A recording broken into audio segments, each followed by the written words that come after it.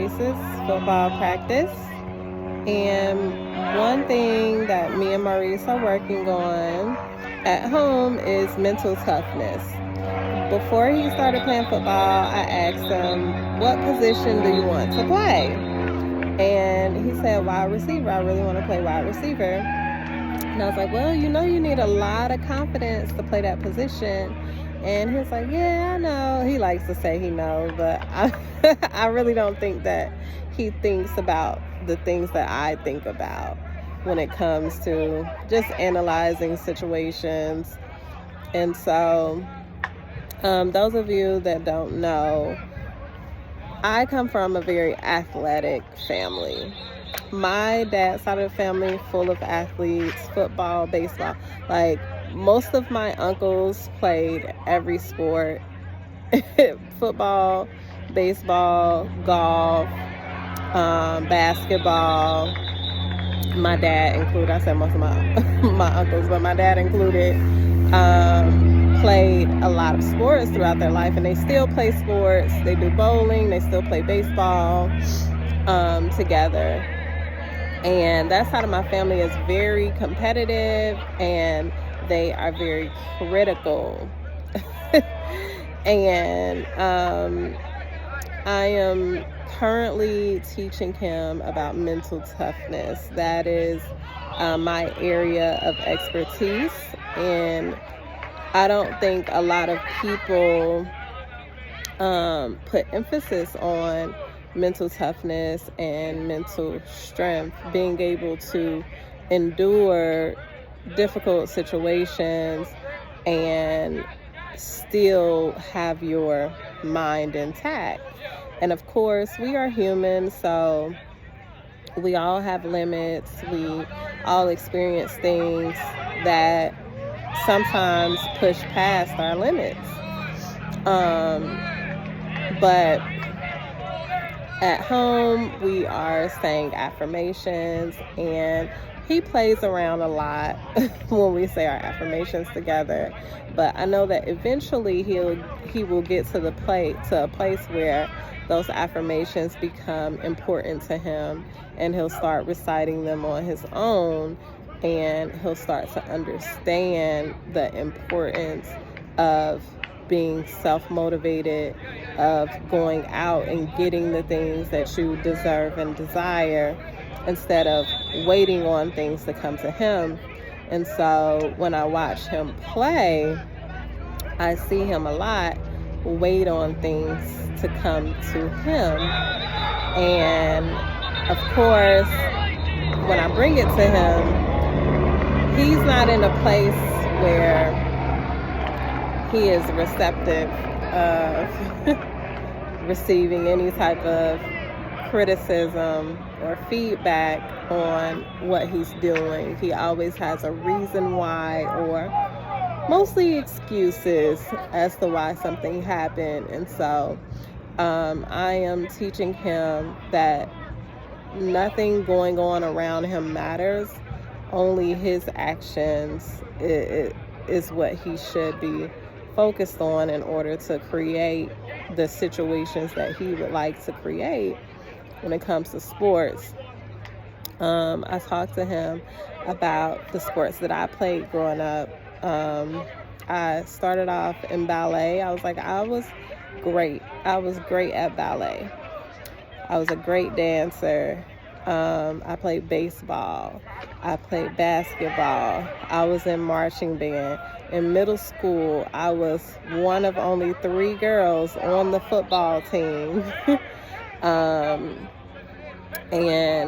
I ran track, and so I was an overall athlete, but I lacked the mental strength and the mental toughness to build the skill and commit myself to those skills in order to be able to be great at the things that I was participating in. I naturally had athletic talents. I still have an athlete's body. I have long arms, strong calves, long legs. I have an athlete's body, and I didn't have to go to the gym to get it, even though you have to go to the gym to maintain it and to keep your body healthy, and to make sure that you're limber, and all those things that shows that you are physically fit. You have to go to the gym to work those muscles. And I was just explaining to him, like, I am a testament to the fact that I was a born athlete. I was born into the world of an athlete, but because I didn't have the tools, I didn't go as far as I could have as an athlete. And I often just talk to him about my life, because I experienced a lot of things in my life that contributed to me not having that mental toughness, but just letting him know that the opportunities that he has in front of him are really, really important, and he has to start making these choices and decisions now. He's in the 7th grade, he's 12, he'll be 13. He'll be 13 in December. And right now is the time for him to start making decisions on what he wants to commit himself to. He can play all the sports, but he has to commit himself to building the skill. He can't be a know-it-all at a game that he hasn't played consistently. He's new to contact football, which is very different from flag football. He played flag football for 2 years, and he was really great at it. And so right now in his life, he's learning what it looks like to adjust, to be new, to be the new kid, to experience something new, and to experience something that may not come natural to him, but if he puts in the work, he will get it done. He will be great. He is very driven, very outgoing. He has the personality that attracts a lot of people. And what I am speaking to is the leader in him, because I have to develop that leader in him. He often cares about what other people think. He definitely cares about fitting in. And so as his mother, I am teaching him what mental toughness looks like, because these are lessons that I had to learn going into adulthood. Because if I stayed the person that was not mentally strong, or that didn't have that mental toughness, I wouldn't be here today. So long ago, I would have given up on life and wouldn't have made it to the place that I am in now. But I am thankful to have the opportunity to share these lessons with my son, in hopes that he is receptive to all the things that I am sharing with him. And with time, all of these things will come natural to him, and he will be great. And he will be well off. He is new to Georgia, and so he's still adjusting. I've been here for 2 years, and I'm still adjusting. And so I'm excited about the daily talks that we get to have, and I mostly do the talking, but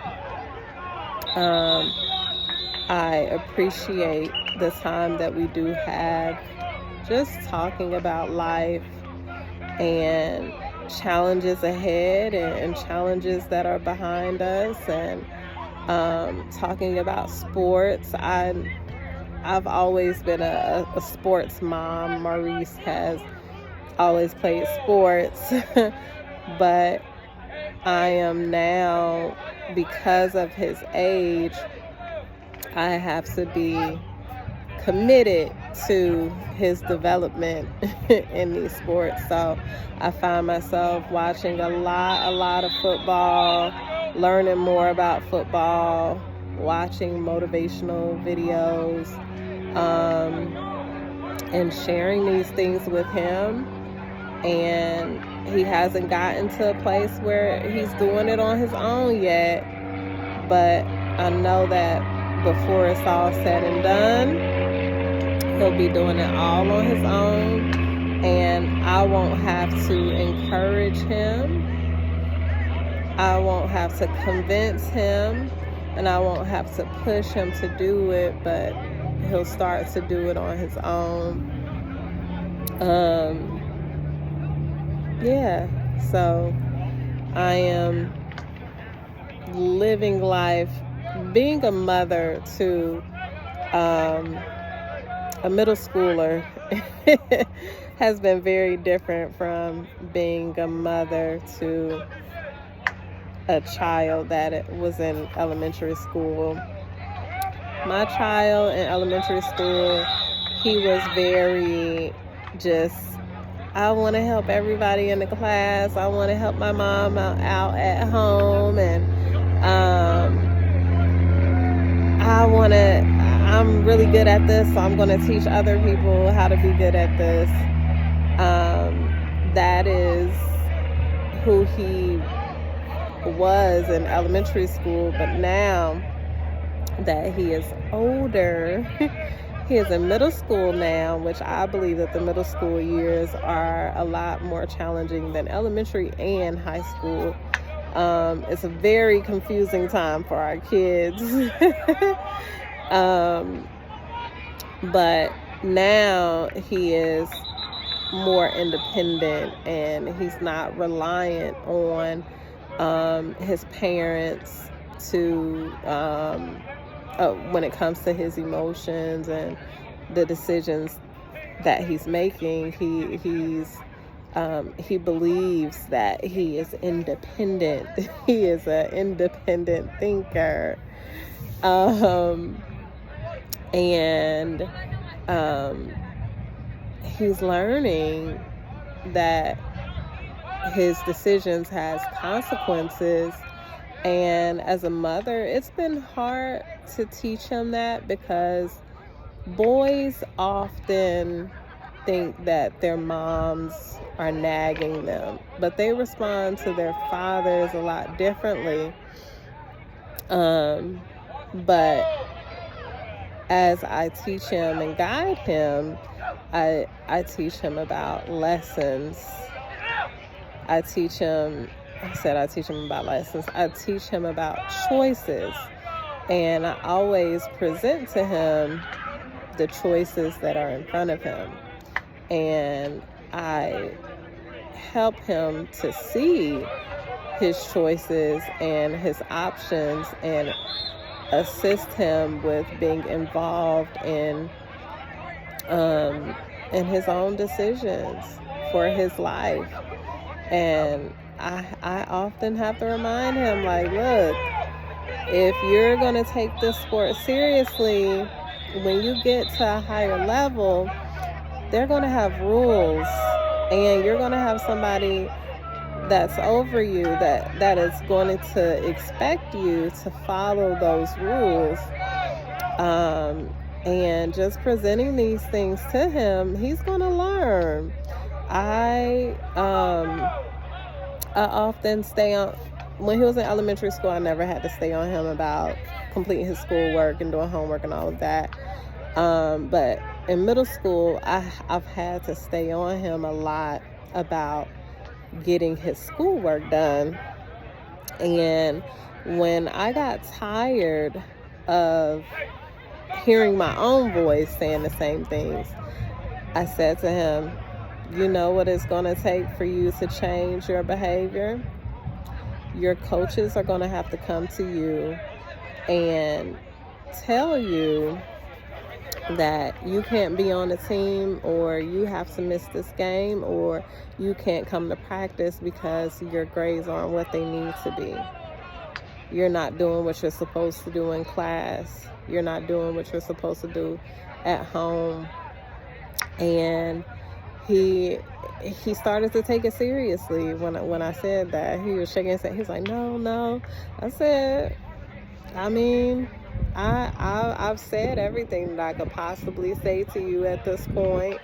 I am not the type of parent to sit back and watch you fail and watch you make the wrong decisions. But right now you're making the wrong decisions, and you don't like for me to help you with these decisions or help you with your work. You don't like to depend on me in that way. And at that point, he started to take things more seriously because it was no longer up to me if he passed or failed. It was, at that point, it became his responsibility, because there are things that he wants to do and sports that he wants to play. And as long as there are things that he wants to do and sports that he wants to play, he knows that there are requirements for him to remain eligible to play these sports.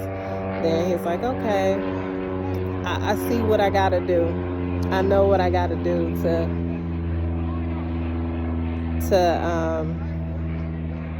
get to where I'm going, to stay on the team, pretty much. And I was just thankful for that little wisdom that dropped into my mind. Like, okay, Mom, you are repeating yourself every single day, and nothing is changing and nothing is getting done. You got to find another way to make an impact on your child. And so that worked. And as a mother, I'm still learning. I am learning how to be a mother to a middle schooler. Then I'm going to be learning how to be a mother to a high schooler. Then I'm going to be learning how to be a mother to a college student. Then I'm going to be learning how to be a mother to a grown man. And I'm just thankful for the journey. I am thankful that he chose me when it was time for him to come through my portal. I am thankful that he chose mine. And it has been a beautiful experience so far, through the good and the bad. I have stayed committed to him as my favorite person ever in this world. And I'm thankful. I'm thankful that he gets to be my only focus. And so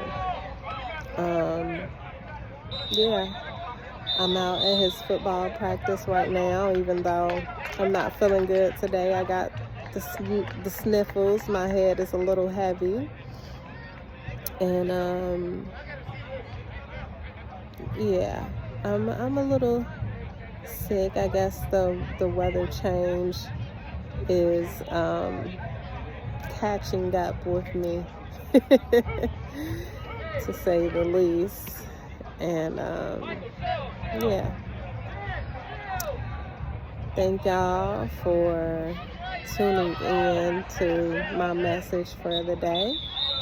And I hope that you guys are staying true to your journey. Please like, comment, or subscribe, whichever one you feel suits you at this time. um, yeah, y'all have a happy Tuesday.